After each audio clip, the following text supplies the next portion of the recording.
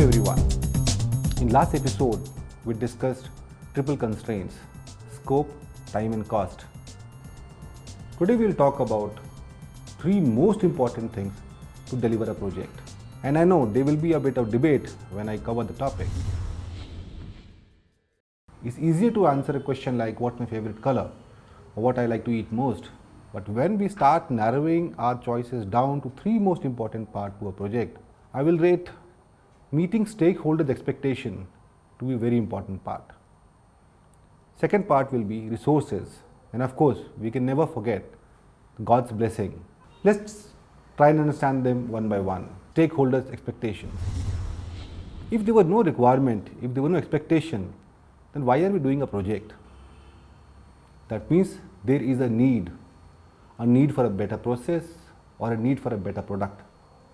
And that is why we do a project. So if there is a need, then we have to create complete paraphernalia around it to deliver a project.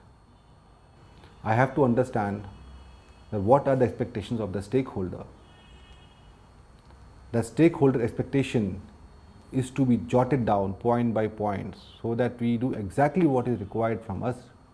We deliver exactly what is expected from us. This jotting down activity also helps a project manager in correctly articulating his thoughts. He captures scope correctly, he plans in detail, he also asks for a required budget. Second most important part, which I think is resources.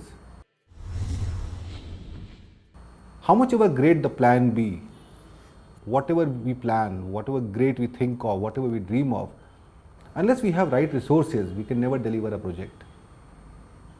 When I say right resources, I mean correctly aligned, correctly skilled team, right amount of funds, material, equipments to be placed at right place at right time.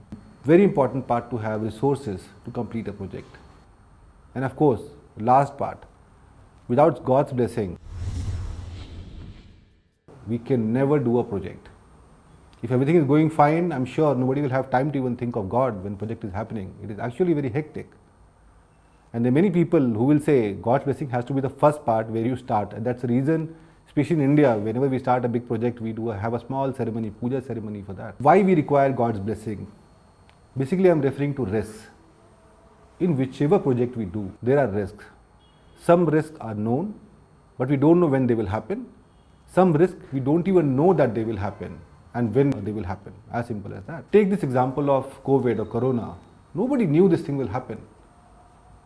Projects world over has come to a standstill. So this is a classic example of an unknown risk. What do you do in such a case? You require some supernatural blessing, God's blessing. And of course, then you have a category what we call as a known unknown risk. We know a kind of risk which can happen, but we don't know when it will happen. For example, a strike by labor union. Such things can happen. Can we actually plan when will they happen? We can't. That is why we always require blessing of God. In the next episode, we will discuss how to define realistic goals and timelines. Thank you.